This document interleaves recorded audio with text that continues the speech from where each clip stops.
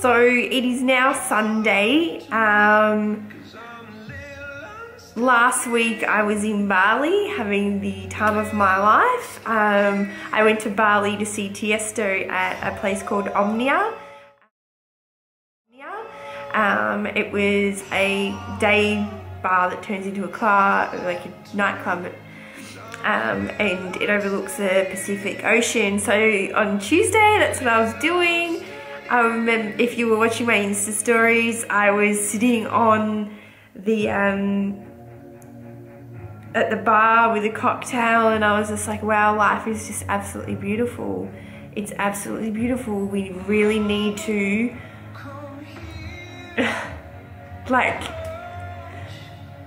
there is evil in the world, but the good, the love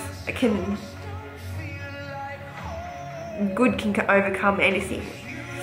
So I went to Bali to see Tiesto, but I also went to Bali to try and find out who, not try and find out who, I was trying to see who I wanted to be, how I can be better, how I can be more loving, how can I be more compassionate.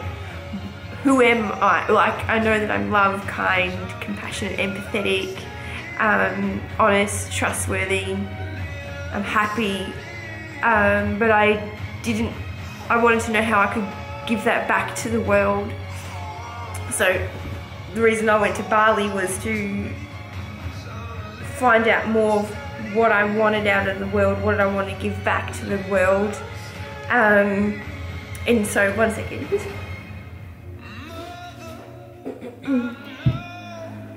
I got in the airport, I got the Art of Happiness, His Holiness the Dalai Lama and Howard C. Cutler, right? And you know, reading this book when I was there, it was about compassion and kindness and human connection and making sure that we look after our fellow humans, like our fellow people, you know. One thing in here, if I can find it. So, you know, I was reading this book about love and kindness and compassion and how we can connect with people more on a deeper level and understand people's stories. Everyone has a story, that's what makes us all unique. And in this, in regards to compassion, this is what the Dalai Lama said. He said, in fact, in one sense, one could define compassion as the feeling of unbearableness at the sight of other people suffering or other sentient beings suffering.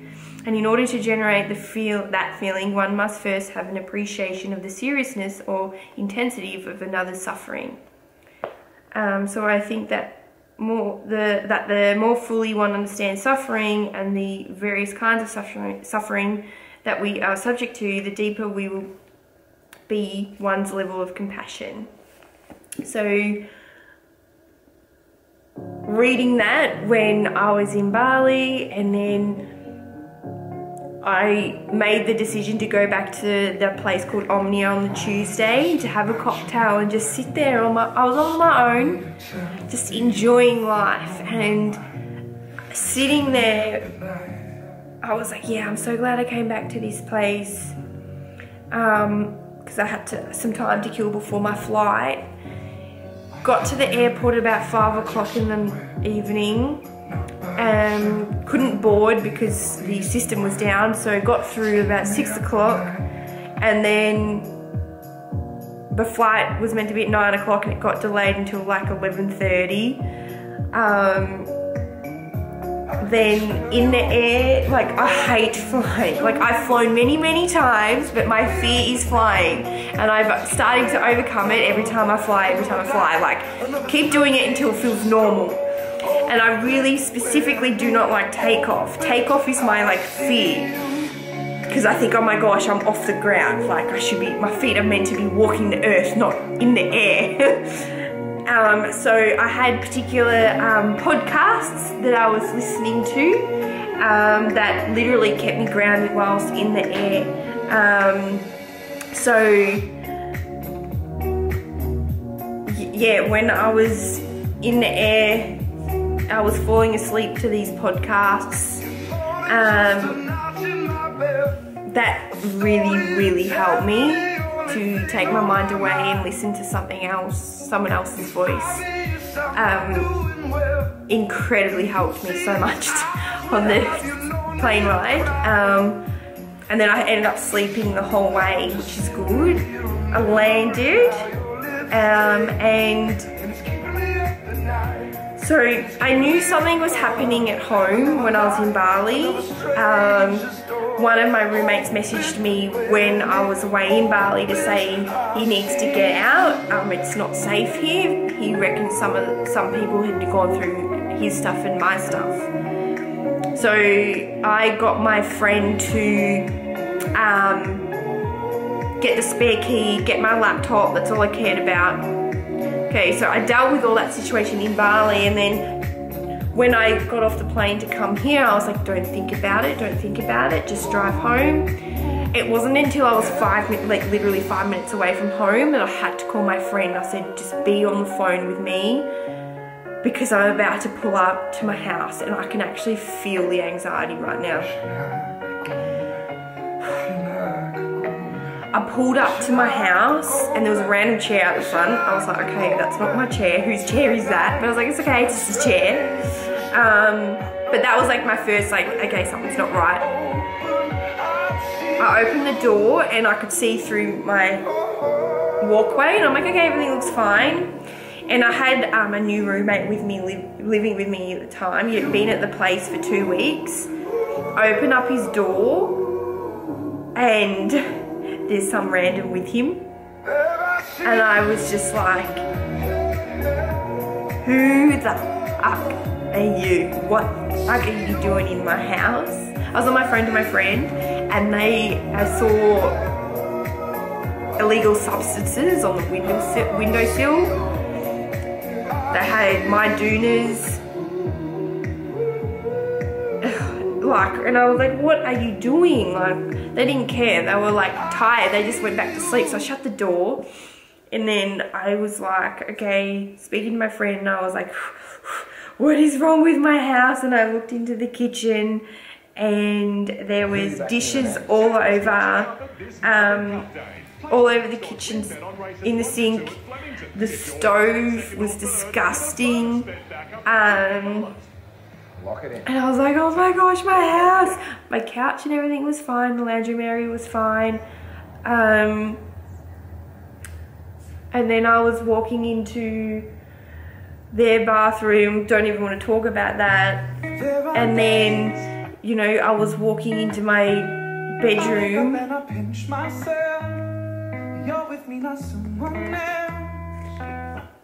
And then it's like, I saw this, my Radox bar salts was usually under my sink, yeah, and then it was like, I walk in and it's on my dressing table, spilled green stuff all over my carpet, and I'm on my phone to my friend and I'm like, what is this? You know, what?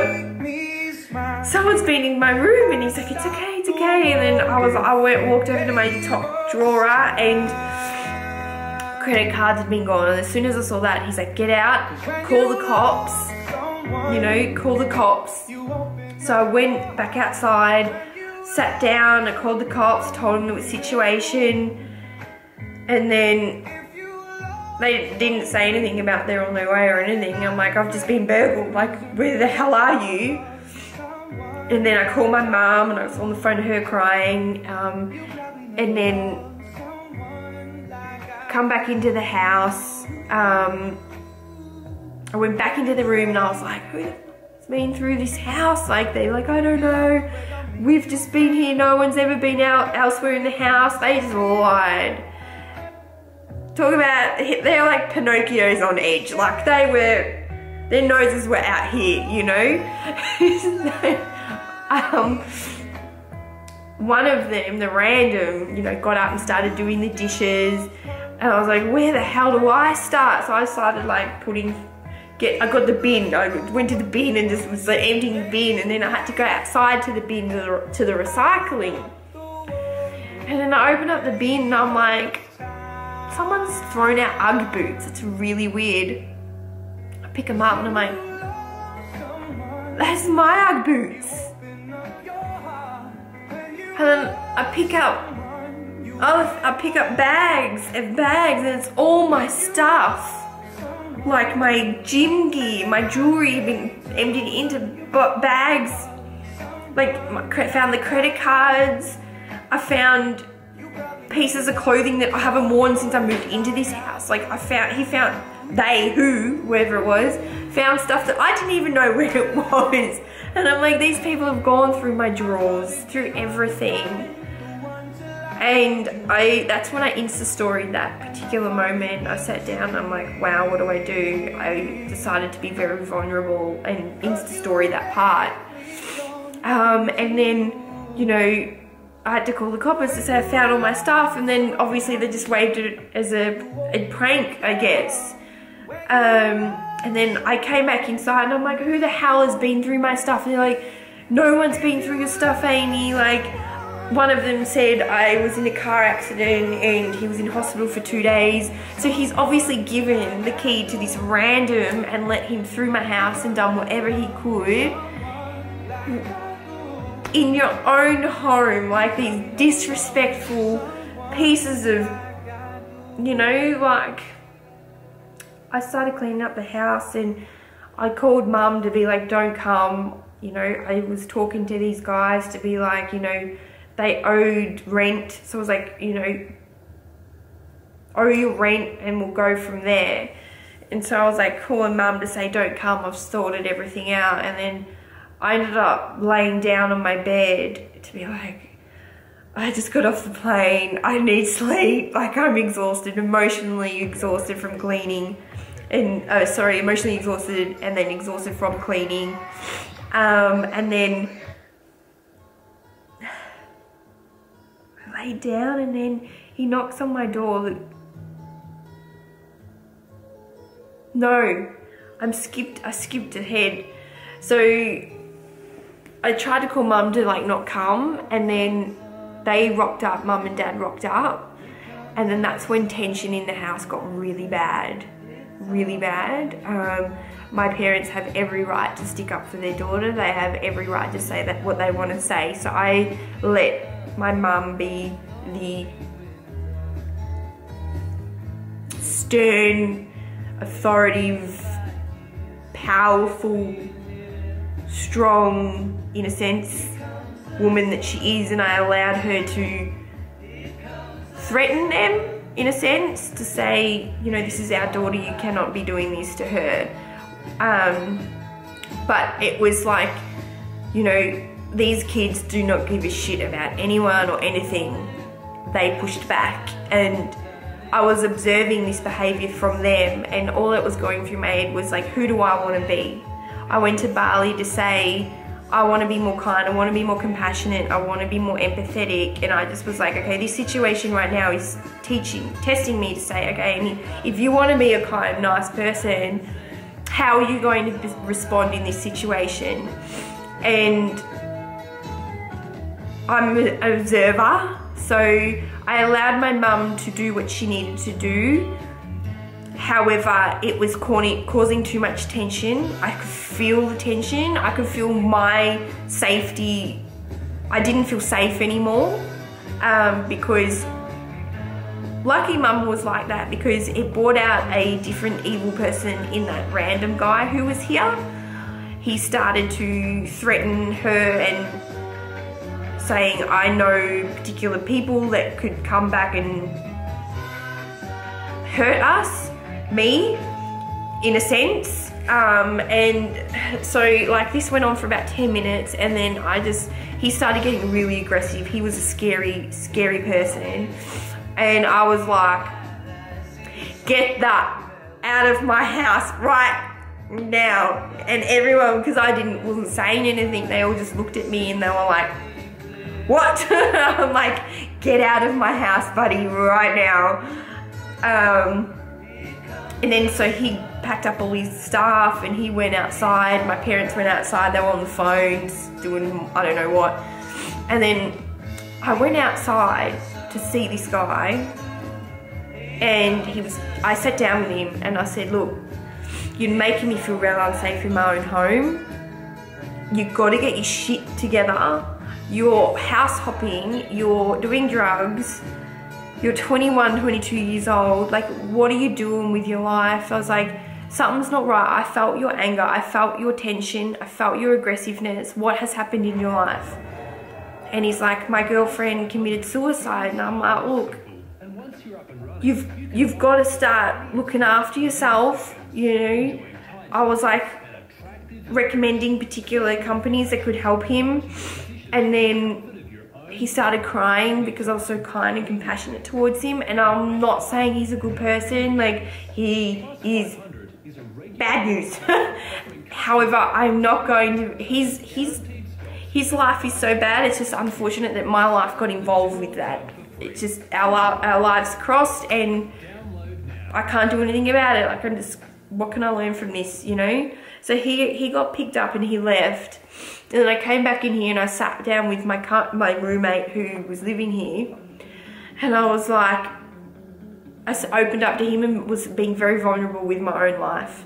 And I said, this is why I was going to Bali. This is how I want to treat you. I'm like, you got to owe your rent, sleep on it tonight, and then tomorrow's a new day and I'm going to decide what we're going to do. I asked for the spare key as well and he gave me that. Then I went to go lie down and that person, that motherfucker, I feel like, I lay down, I was so tired. And he knocks on the door and he's like, Amy, can you ride me to the ATM? I'm like,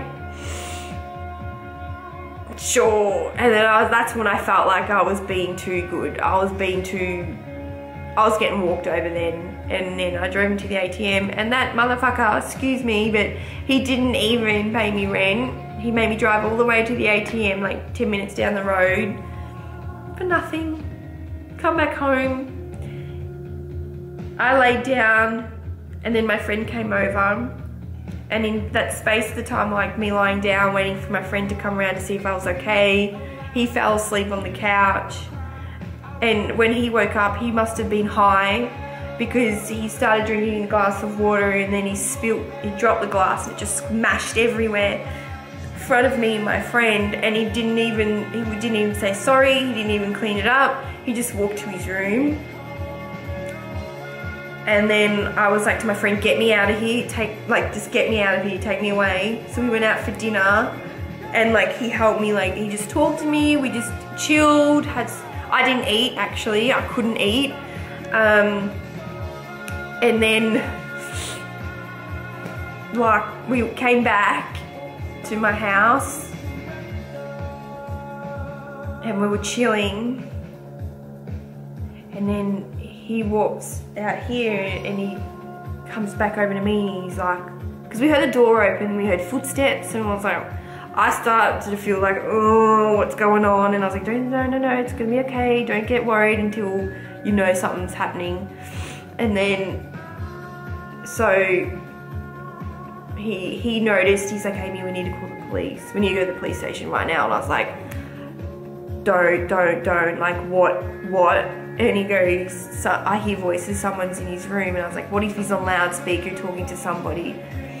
So we're gonna go straight to the police station. We got in the car and I was like, no, I can't go to the police station without knowing who is in that room. So I knocked on the door, I went back inside and I knocked on the door and I'm like, what are you doing? And he's like, hey, nearly said his name,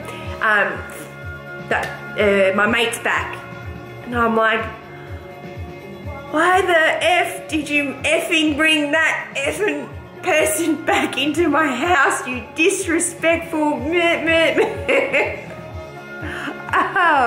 I can't, why? And I was like, get the hell out of my house right now, otherwise I'm calling the cops. And they're like, don't you threaten us with the cops. And I'm like, I have every right to. You have to go right now, get out right now. It was like 10 o'clock at night. They walked down the street, they had nothing else but a blanket over their head. That's all they had. I cut my losses right there and then because that's all they had. I got in the car with my friend And I was like, don't drive away, like, I need to make sure my house is okay. And he's like, it's okay, they're not gonna come back, they're not gonna come back. And if I ever see that car again, like, oh my gosh, I know what car it was. And then we followed them just to make sure they were driving away from the house, and they drove away from the house, which is good. And then we went to the police station, I put a report in, and then she was just no hope at all. She's like, if you don't feel safe, change the locks and don't stay home tonight. It was like, and then I was at the police station, and that roommate had the nerve to message me. He's like, no wonder you're such a bitch, like calling me all these names, trying to have a go at me. And he was doing that when I was in the police station. I said to the police officer, I was like, look, he's texting me through Messenger, like that's how I've been communicating with him. And she didn't care at all. And second to that, she didn't even have the report from when I first made a complaint, I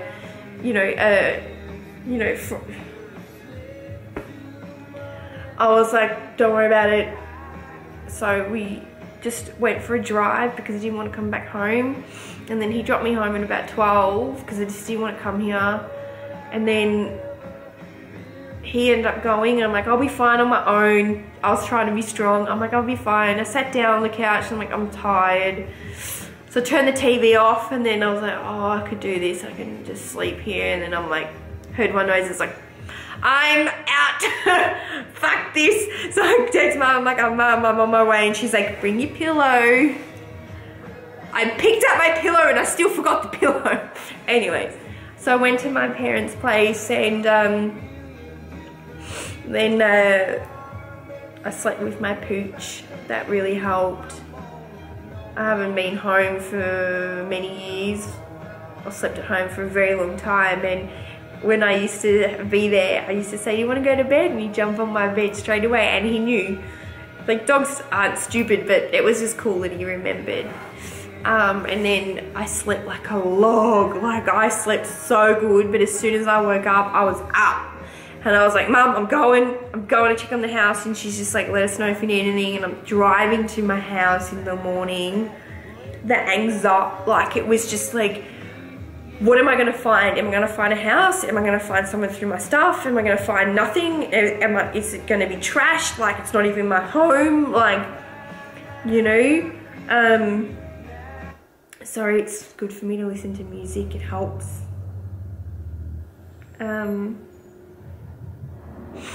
So like driving home was horrible because it's like, am I gonna find a house? I wasn't gonna find a house, but what am I gonna find in that house? And I opened the door and everything was fine, and it was like, walking in, it was like, it just wasn't the same.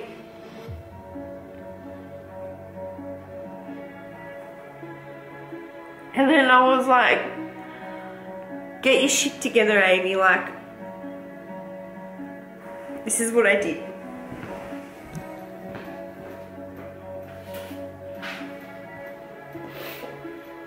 Oh, okay. Ugh. I was like, get your shit together. So I wrote a list. I sat down. I wrote a list. I didn't look at the house. I sat on my couch. I wrote a list. I'm like, okay, what's my priority? And I'm like, okay, change the locks, because who knows?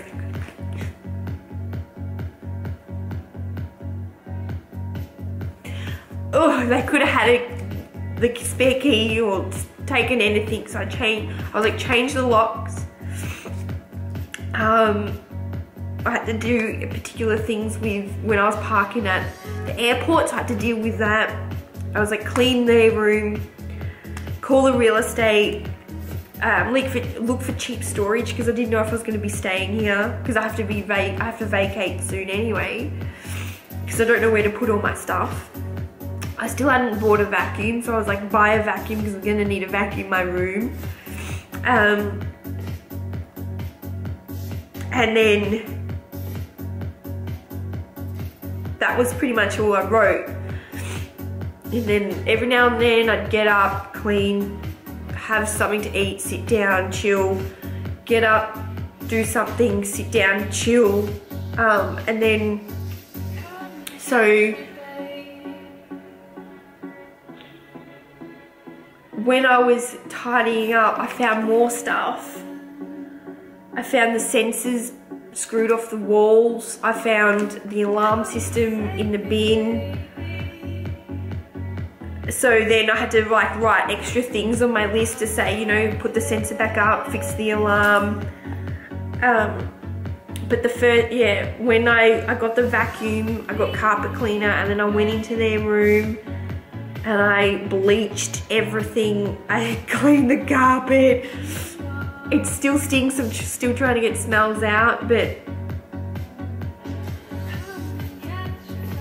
yeah, cleaned their room, and then when I did it all day, I was cleaning all day, ended up buying a vacuum from Kmart. But then when I go into my room,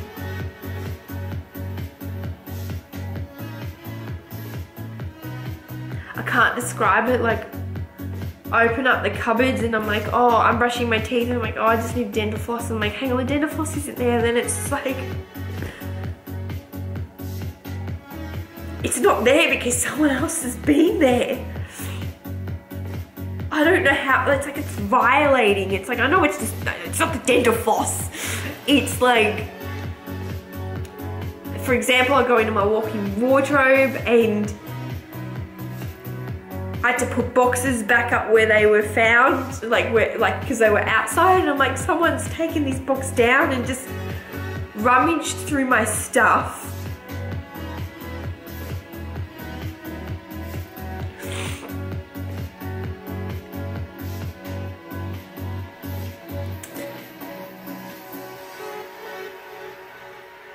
That's the hardest part, is like, and it's Sunday, this happened on Wednesday, and it's Sunday and I'm still finding things. So like,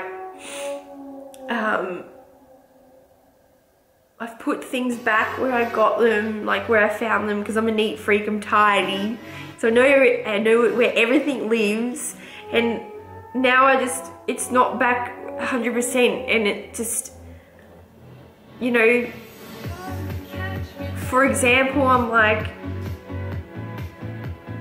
open thing, I'm like, oh, I need this, I need that, and then I open up like in the kitchen, oh, I just need to wipe down the kitchen bench. Where's the chucks?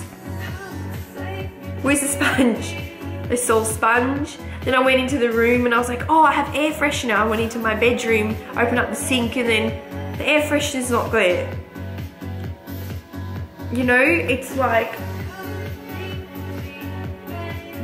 small stuff they've taken, but it's like that you can just get again, it doesn't matter, but it's like you're constantly reminded that someone else has been in that position, someone in your personal space, the place that you love and you cradle, it's your home, it's your safe haven, I've built this, like I've moved 13 times in my life. My life fitted in my car at one stage. I've lived in my car. I had nowhere to go, and I've been moving here and I've been moving there, and I've never had my own place. And then, you know, finally this rental is mine, and some asshole has decided to violate that, something that I work towards. Now I'm like, wow, when I get my own house and I make it safe for my family, my husband and my kids, and when that day happens, I'm gonna value and appreciate that so much. And I'll make sure that it is safe. Safer than what I have now, but like, I'm gonna value that a lot more, I guess. It just sucks that you work towards something and then there's evil in the world. But this is why I exist. I exist to help put back goodness into the world. I know that. I know I'm here to be kind and compassionate. That's what I want to be. And if it's a weakness, I don't know. If it's because I believe in the better, if I believe in the good in the world, I don't know, like,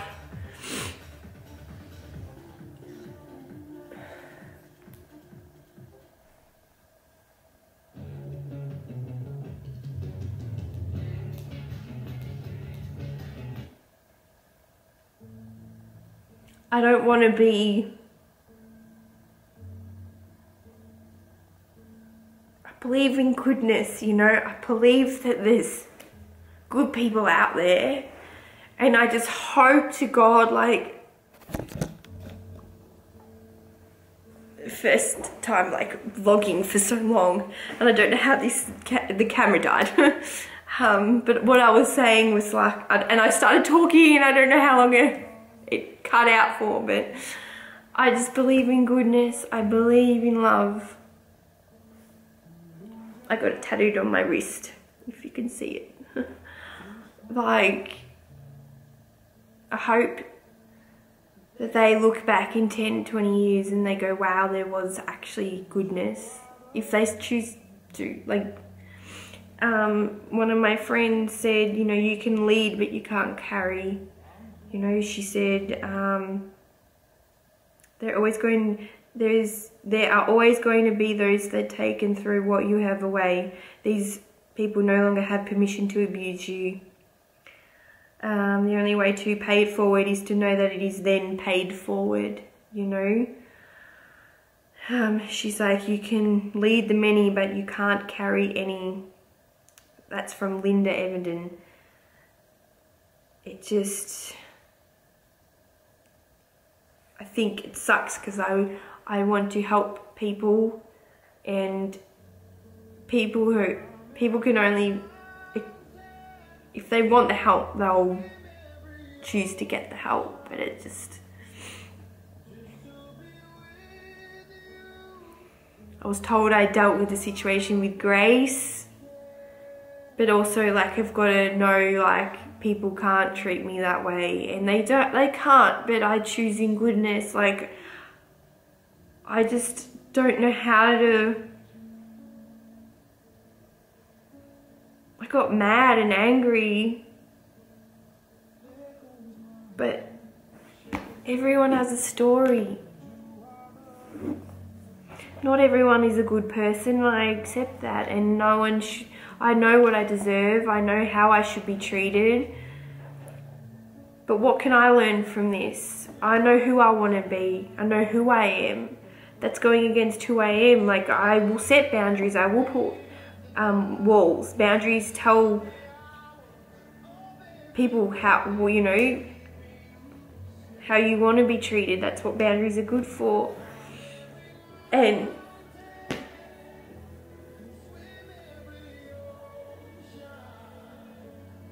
I want to make sure I'm making good choices. But if you have anything going on in your life, write a list, okay? The first thing I did was make sure my very first one was my priority. You write your list down and choose the ones that are going to set you free first. So I ended up changing the locks. I had people come over to, you know, discuss renting with me. That's all going to be sorted. Making sure I had a plan of action and knowing, you know, action will help you overcome. You can't sit there and like, you feel the pain, you let it burn, you let it bleed, you let it kill you, but then you get reborn by making sure you take action. And I've learned that. I know I'm very strong, but I just believe in goodness.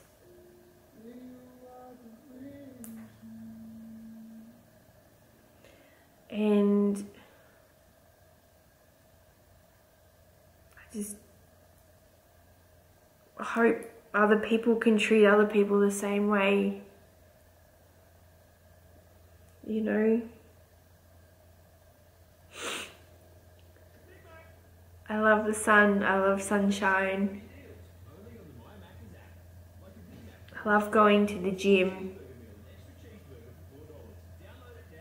But that's the situation that I was dealt with, and they ate the food.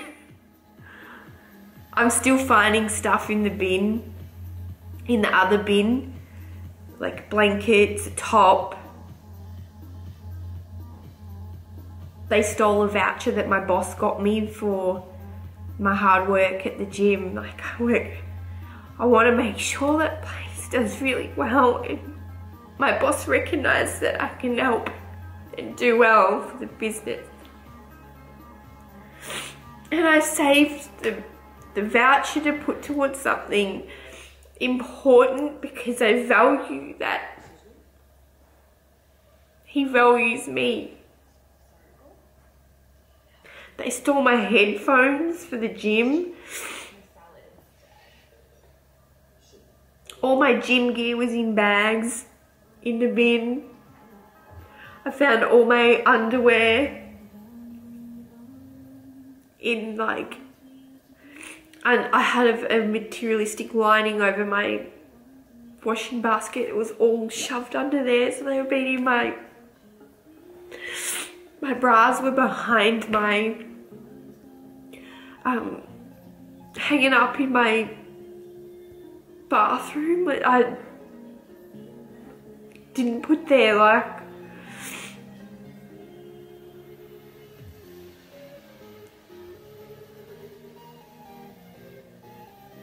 drugs are bad, guys. This is not what a sane person does. This is what evil looks like. This is what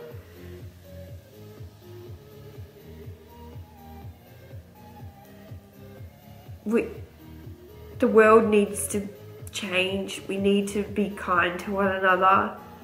That's not going to happen anytime soon, but I can do my very best.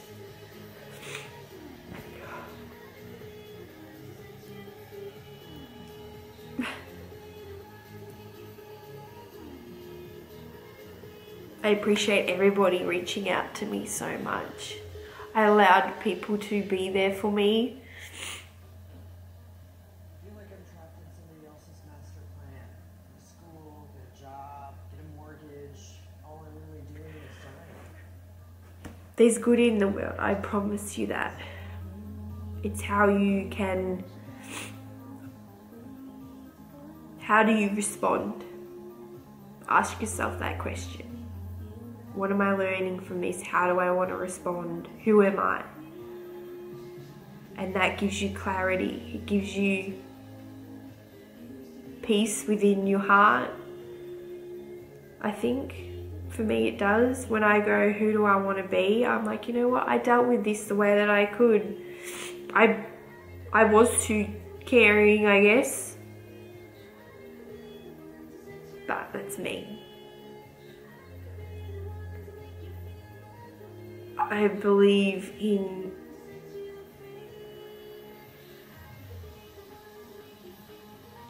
happiness. I choose to be happy. I choose to look at the good in the world. I choose to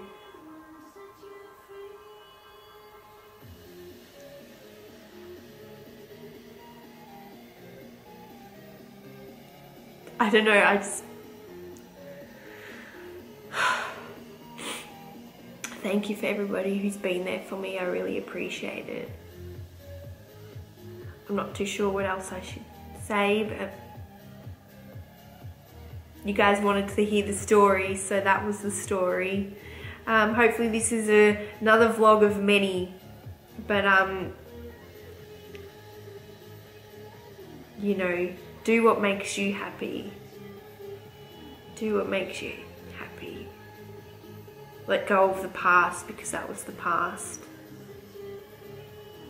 Don't have an emotional attachment to things. They're just things. Nothing is guaranteed in this world, so appreciate what you've got. Be grateful for what you've got. Because in any moment it can be taken away and the world can be turned upside down, but you know, it's your resilience that's going to make you come back.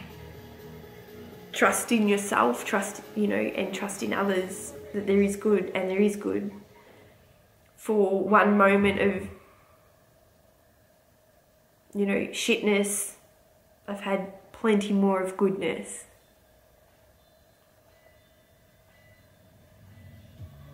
As Ellen DeGeneres would say, be kind to one another.